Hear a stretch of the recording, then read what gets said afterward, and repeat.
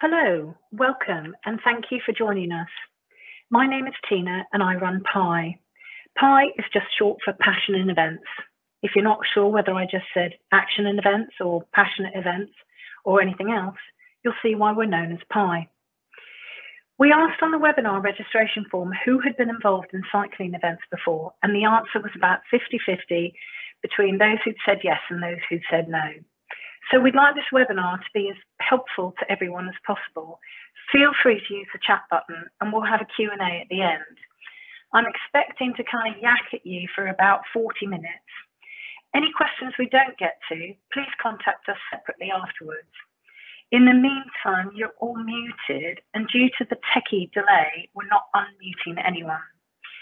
We run bespoke, group, corporate and charity rides delivered exactly to your brief. In fact, our line is, your ride, your way. Putting together a bike ride for your company or charity can be an onerous affair, so we thought we'd extend a helping hand to get you started. A bike ride needn't be just about middle-aged men in lycra, what we now know as mammals, but though it can be if you'd like. It can also be Paul Newman and Catherine Ross in Butch Cassidy and the Sundance Kid, or the Tour de France. But in reality, a bike ride is everything in between and whatever you want it to be.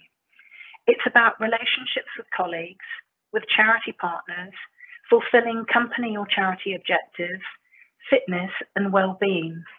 The common denominator is that everyone has a great time. You just happen to be sharing those experiences on a bike.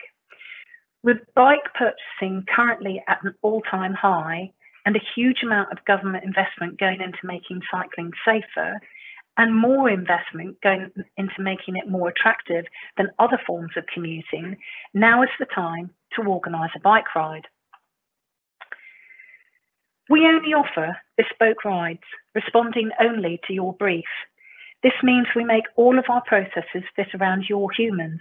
We don't make your humans fit into our processes. We work only with groups, whether they be for charities or companies or groups of individuals.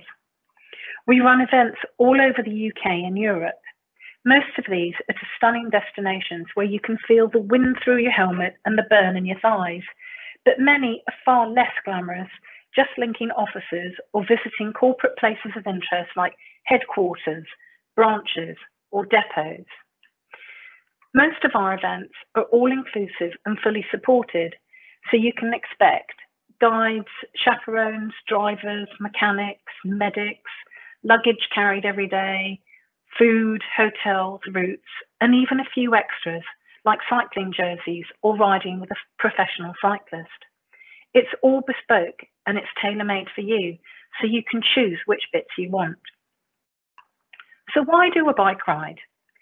There is no doubt that being outside is good for your mental and physical health, which is what we now call well-being.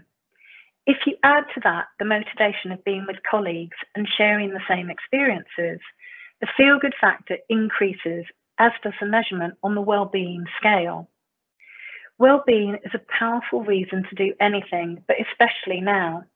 Anxiety about the present and the future are at an all-time high as people consider if they or their loved ones may fall ill or if they'll have a job in the future. However, the very nature of organising a ride means there are plenty of opportunities for all sorts of people to be involved, and not just cyclists. Help is always needed in planning, recruiting, volunteering on the day, helping you build and deliver a great event. Cycling also offers the attraction of spending time with others in a sociable and convivial way, whether it's with guests, peer groups, or across company hierarchies. Networking and employee engagement strengthen relationships, and I'm told ultimately gives you a more productive and committed team. A bike ride is also a great way to fundraise. Add into the mix above doing it for charity, and the feel-good factor and benefits rise even higher. From climbing Europe's highest peaks to cycling on a static bike in the company foyer, or even in your own garage, you're not judged on the achievement, but on your participation and commitment to the challenge. So if you decide you want to offer an outdoor event, let's start planning your bike ride. The success of any cycling event is down to accessibility. Whether it's for a group of mates, a company, or a charity, it's all about marrying up who's going on the ride and what you're offering them. So who is your target market? Who would you like to attend? Who do you need to attend? Do you need your big gun directors to sign up and endorse the ride, or do you need just as many as people to sign up in order to achieve your targets? Having identified who's going to be riding, the next question is, how far do they want to cycle? Or how far would you like them to cycle? Should it be an easy day out or a challenge? Is there a relevant destination you should journey to, or should you stay closer to home?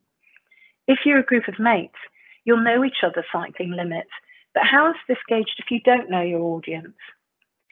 For companies and charities, the more people you get signed up, the more engagement you will have and the more networking opportunities.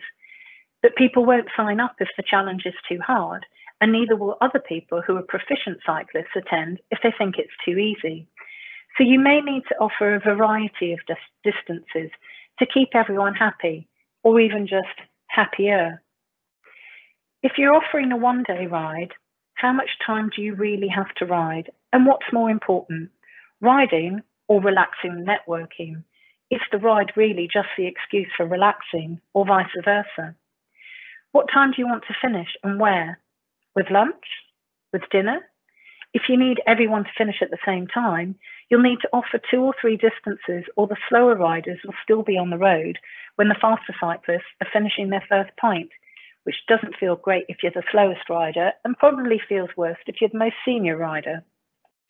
A loop is always cheaper than a linear ride, as you're sharing the start and finish locations, and it usually gives you more flexibility for shortcuts if the weather turns, or if people are not as fit as they think they are. But if you want to offer a point-to-point, it may well be worth the extra expenditure on, for example, return travel, if you get that increased participation. A linear journey can be more powerful than a circular ride. For example, a London loop sounds like the M25, but London to Paris sounds really attractive. You might have heard of the word sportif.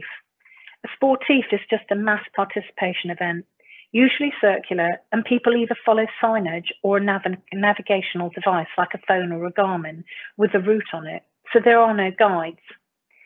The vehicle support is not necessarily on the road with you, but rather waits at certain strategic points along the route to be called, because there's not room for them, basically, with all the cyclists. We would recommend a sportif if you have upwards of about 80 people, and definitely if you're in the hundreds. We can usually design sportifs to offer different distances, appealing to different levels of cyclists on the same ride. A minimum of 2 distant options will help you with uptake. You might also consider not just distance, but a variety of elevation options, which will also appeal to different kinds of cyclists. Around us, near the Surrey Hills, the common question is to Box Hill or not to Box Hill. Designing different route options, as you can see on this rather crazy map, done as laps of the same route, for example, a 30k loop, double it for a 60k loop, or 30 or a 90k loop if you're going 3 times around it. Or it can be done as this map shows, with extensions off the main route to give you the increased distance. It's usually a mixture of the terrain, the number of people, and the capacity of the stops that actually makes the decision on route for you. You would only expect to see marshals on a sportif, not on a guided ride. You may wish to get volunteers involved doing marshalling jobs. These jobs might include helping at car parking, helping out with the registration desk, helping out at food stops, or actually out on the road at junctions. If you have a larger event, the police and local authorities will need to be advised of your intentions. Telling the police there is extra activity in your area is generally only a courtesy, unless you'd like to close the roads, which is extremely expensive and therefore very rare. Contacting them allows you to find out if any other large events are happening at the same time in the same place as your event. You'll also find out about planned road works on your route. but local authorities may ask you to reroute if there's something particular going on that you may need to avoid, like somebody else has closed your road. Going that bit further means multi-day events, and they have a completely different set of criteria to be successful. If you have the appetite, the budget, and your cyclists also have the time and the budget for a multi-day ride, destinations become more important and the variations endless. For example, this map shows some of our UK events.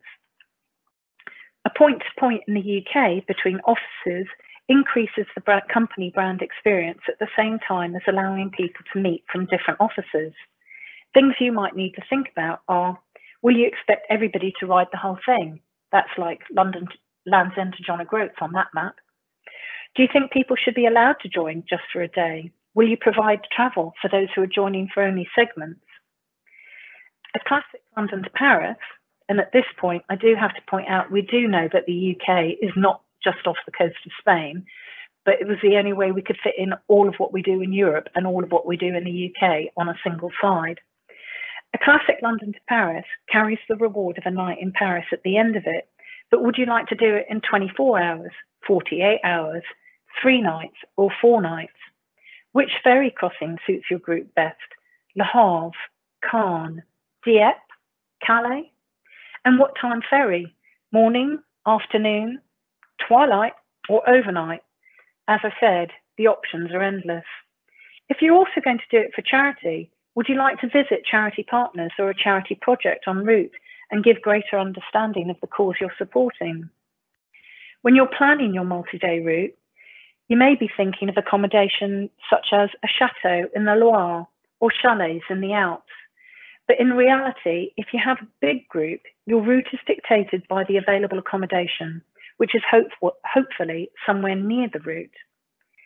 Ultimately, your multi-day route will be defined by a formula of the number of people you have, the terrain you're entering, the accommodation availability, and the costs incurred.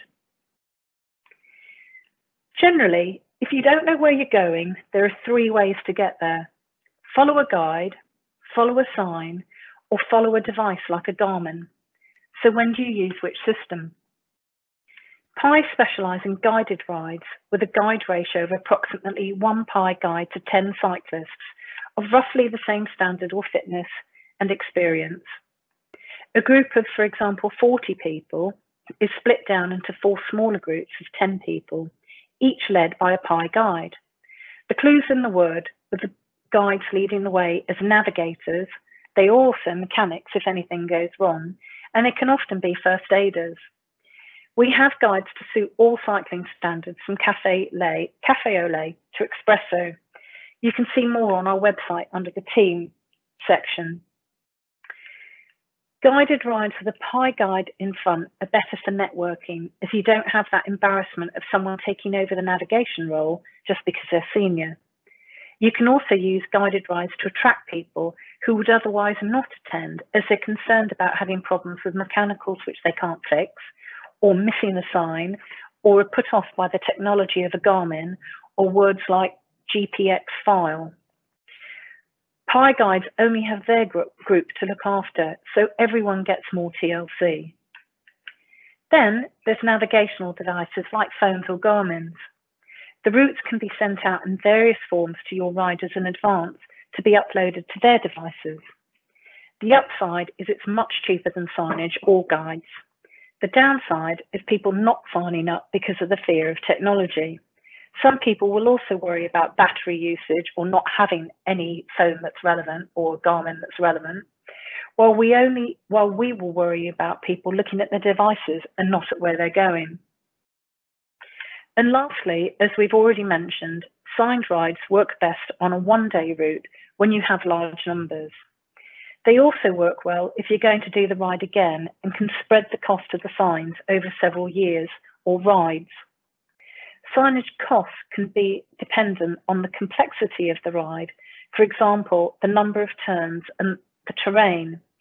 But on the day, or even the day before, you'll need a vehicle and people to put up the signs ahead of the riders, as well as taking them down afterwards. So the efficiencies of scale only kick in once you have enough people to carry all those costs. No matter which you choose, we obviously have the support crew driving vans and providing support to the cyclists. Jobs include being on hand if a toolbox is needed, for example. They transfer luggage and day bags. They set up refreshment stops and sometimes transport medics. They also collect people and or bikes who can travel no further. Though we are a cycling company, we and our clients recognise that it's in fact not all about the bike. We're often asked to add in something for non-cyclists to be more inclusive to companies. And this tends to be walking, hiking or trekking. Internally within PI, we always have an issue of which one we use, which one of those words we use. And on a quick Google search, I found out that the vocabulary chosen depends on the incline chosen. Examples of clients who wanted to add 2 feet propulsion into the mix in order to increase their engagement include Hertford College, Oxford, who offered a charity fundraising day out for cyclists, parallel to one for walkers in the Cotswolds. They all had the chance to meet and network at lunch. The cyclists had the option of doing 100k or 100 miles, so it was inclusive to cyclists. And the walkers had the option to do the morning and or the afternoon, so inclusive to different levels of walkers. Welcome Break, as we know, provide monies, essential monies into children in need. They made their event equal parts half-day mountain bike and half-day trek. For those who didn't want the adventure of a mountain bike, they had the get-out clause of another trek. And Unilever, having done years of bike rides with us, have now swapped to marathon walks where they can increase the attraction to a number of people who haven't participated in previous years. Not everyone wants, nor indeed can afford a fully supported ride. If you can get your colleagues to help put an event together, then you may only want involvement from us in certain specialist areas. You may have an idea of where you want to ride, but have no idea how to plot a route. You may have a route and hotels, but aren't too keen on carrying your own gear, and who would blame you? You may not have the confidence to set off on your own, or you may just not want the hassle of nominating a guide and getting all the personality issues with it. If you love the cycling, but are not sure about what to do if the machinery goes wrong, we have mechanics who can be at the start of sportifs, checking bikes or tailing the peloton to keep you on the road. If you're looking for a specific type of job to be done on your event, we have a vast list of capable and experienced staff who can help. They can help, for example, with registration at the start of a sportif, with food stops, with manning junctions, with collecting bikes. We've probably done it all. We have loads of amazing medics on our books who are nurses, paramedics, doctors, etc. in their day jobs and work on events for the fun of it. We can help source appropriate accommodation for your event. If you have a budget, location, number of people and standard of accommodation you're looking to stay in, we can help. Running the actual event is the easy part. Before you get to that point, you'll need to have registration set up, perhaps online payment, routes with stops added, documentation to go out to the cyclists about the event, and a number of other things. So I'm not sure whether you're allowed to swear on a webinar, but anyway, the 7 Ps is the British Army adage, apparently, for proper planning and preparation prevents piss poor performance. There you go, I've done it. Once you've decided on your event, the lengthy and more difficult areas to focus on are all pre-event, and those are all the things we've listed in the previous slide. In events, it's all about working backwards. Decide on your event and your date and work backwards from there. This is where the success of your ride is made, in the planning. Meticulous attention to detail every step of the way will get you the event you want.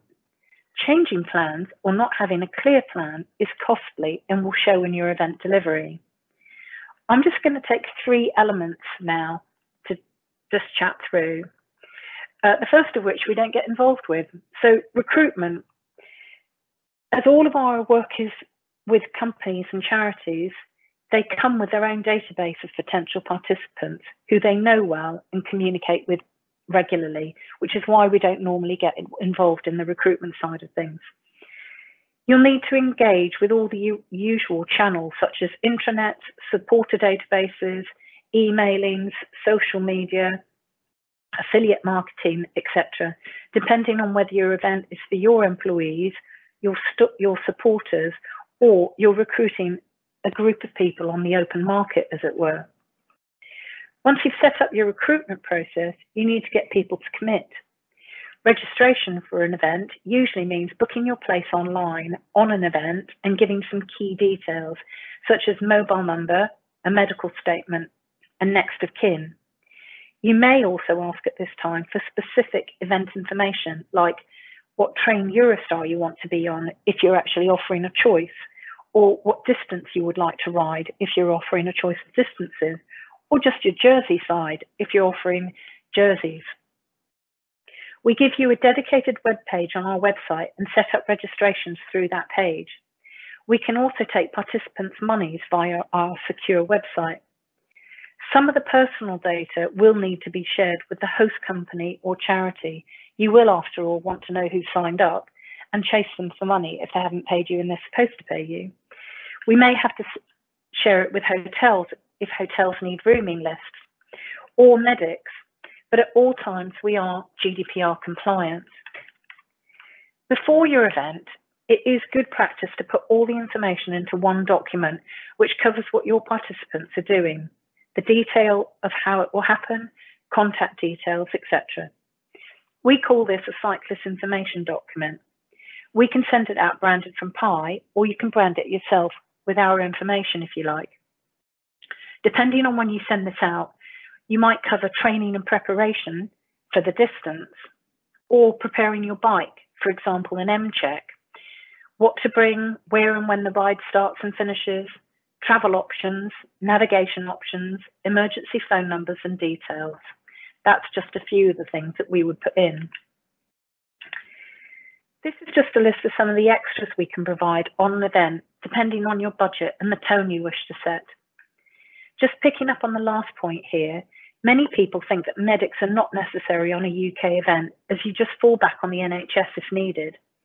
However, employing medics can make your company and charity look far more professional, as they can deal with issues that arise that are not worthy of a hospital visit. Sore bums and knees are commonplace, and you can make somebody's cycling experience a lot easier if you can treat them then and there, never mind cuts and scrapes. If you do have an accident though, a medic on the scene quickly with a person's medical statement to hand can make all the difference on how you are seen as a charity or company. It's not compulsory to have a medic on your ride, but we do believe it's good practice to take care of your cyclists, so tend to include them. We hold all the insurances we're legally obliged to hold, and a few more. By law, we have to hold combined tour operator liability insurance. This covers employer's liability, public liability, professional indemnity. We also have to provide protection for any monies we receive, and we do this via financial failure insurance. Risk assessments are done on all new routes and regularly updated on existing routes, which we're always happy to send out to you. If you decide to use an operator to help with your ride, then do check they have all of this. As a company or charity, you may wish to hold event cancellation insurance in case you need to cancel the event and therefore become liable for costs we've incurred. The insurance we do not hold is personal accident and travel insurance, personal accident insurance and personal belongings insurance. These are the responsibility of the individual or the business if they wish to pick up the tab. Although cycling is an outdoor sport, there are still elements of it that need to be addressed in the new normal in order to keep cyclists and staff safe. We've compiled 2 event policies suitable for our times, so we can continue to offer best practice, one for sporties and one for guided rides, as we go into rides for this year. Our information comes from a series of trusted sources such as Public Health England and the World Health Organisation. We all know the situation and advice changes regularly, and therefore this should only be taken as guidance. We'll just look at 4 elements for now. The start area. We do some big events with 200 to 1,000 people riding at once, all congregating at a start area. But actually, this is partially irrelevant anyway, even if you're doing a smaller event of 20, 30 or 40 people. A start area for a big event is an opportunity for cyclists to get a buzz from being part of a big event, for brands or charities to display their wares, or sponsors and partners to shout about their products. It's a popular place for people to mill, get the buzz, and it's not always an easy thing to get rid of. A start location often hosts an area called registration. People are asked to register their arrival at the start, which means we know who might be on the road and can track them. It also gives us an opportunity to check some of their details like mobile numbers and medical statements and give out timing chips if relevant. So we're always better prepared if a registration happens on the day. But some of the things we might be looking at to change in the start area now might be getting rid of registration completely and doing as much as possible online. If registration is needed, obviously queuing with social distancing in mind and relevant markings on the floor wherever possible. A longer overall time period available for people to arrive in so that cyclists are more spread out. A suitable distance between arrival and finish areas, again, so that people are more spread out. One-way systems, if relevant or possible, in more confined areas. Staff will obviously wear face coverings and gloves, and hand sanitizer stations at regular intervals. Many of our cyclists like to have at least one stop en route for a rest and refreshments, and typically this might be a village hall that has a large green area or car park. So we've looked at some of the following measures we might have to implement while using a village hall. Obviously, washing hands before handling or eating food, but also doing that outside, eating food that is, outside, in the fresh air. Stops are no longer allowed to be buffets. They're going to have to be self-service, but with an individual food bundle and peelable fruit, bananas only, not apples or cherries. Picking up your own rubbish and placing it in the bins provided so to avoid cross-contamination, and washing down utensils, tables, chairs, etc. before and after use. Some events need marshals, and they're either supplied by the company or the charity, and they provide much needed support during the event. The marshals on our event also need to be looked after. So we're going to be looking at some of the logistics that involve getting marshals to the places that they're supposed to be beforehand and after the event. So they might drive straight to the start place where they're going to be, rather than actually come to us, have a briefing, and then go out again. We'll be reducing the number of people in vehicles being transferred that way as well. And obviously they'll have face coverings and gloves and maintain social distance from cyclists and members of the public, because the majority of our events don't have closed roads. So members of the public are free to use the same areas. And lastly, on our multi-day events, we have transports and transfers to get clients to the staff to the start hotel, for example, or back to airports and train stations. So we'll take the lead from airlines, rail operators and coach drivers from their policies from those companies. We might reduce the number of passengers boarding a coach, for example, or load and unload in a systematic way by row. We'll ask people to be wearing masks in vehicles, like they do on planes now, and keep windows open to encourage airflow. Costs aren't just about hard cash. They have to be balanced against your reasons for doing an event in the first place. Only you can judge whether you've got value for money at the end of the event. The costs of an event can easily mount up, so we like you to be in control of costs. If you add elements to your ride, like drinks with meals or choose to offer a linear ride, which might mean the cost of travel back to the start, it will get more expensive.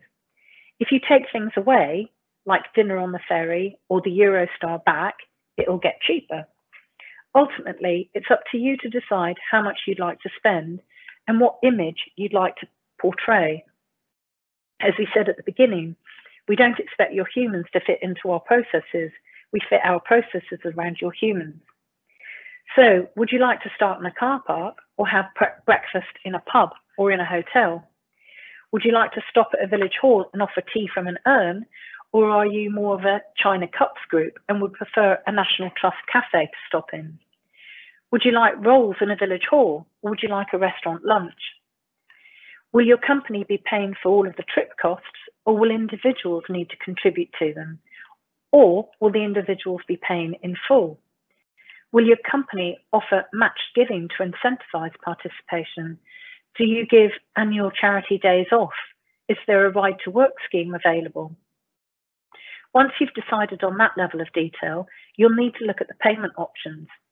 These include a company or charity paying us in full, the participants paying us in full, a mixture of the two, and or event sponsors paying into the pot. There have also been a number of innovative payment methods, such as a firm of lawyers who ask their partners to pay double what the juniors paid in order to encourage the juniors to join the trip, subsidising them, in other words. Brands have paid us sponsorship monies in order to keep the cost down for individuals. And a charity has paid pie in order to get the cost down for the individuals, thereby reducing the cost per person, so increasing the number of people signing up, which in turn increase the amount of sponsorship raised, as well as the reach of the charity's message. We're completely flexible on these methods of payment, and we want it to work for you. So if you're interested in exploring an event idea, do get in touch and we'll put together a quote for you.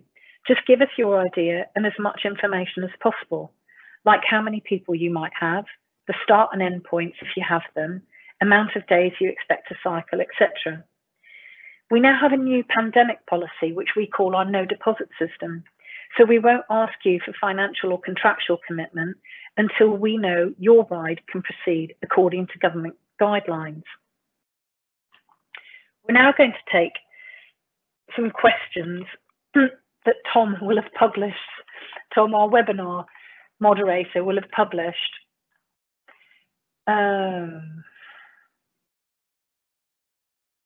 Which I'm just going to see.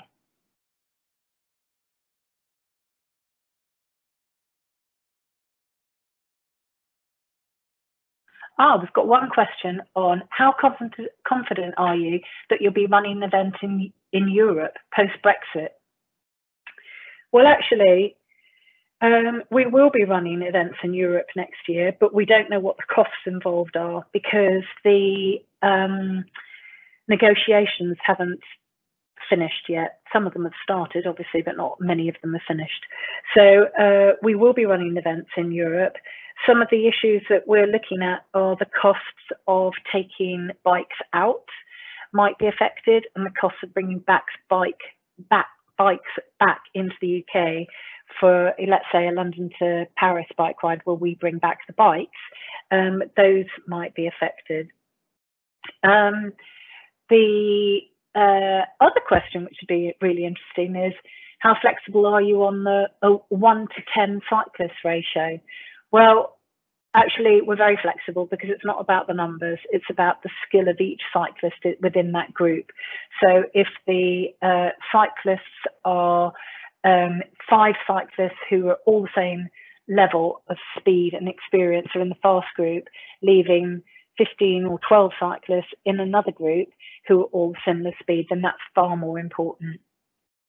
So I hope you have enjoyed listening to this. If you would like to get in touch with any questions, do get in touch, and we'll just leave you now with the little video of Pi.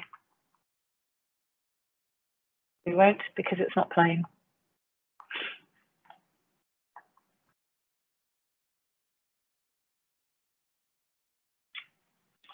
Thank you for joining.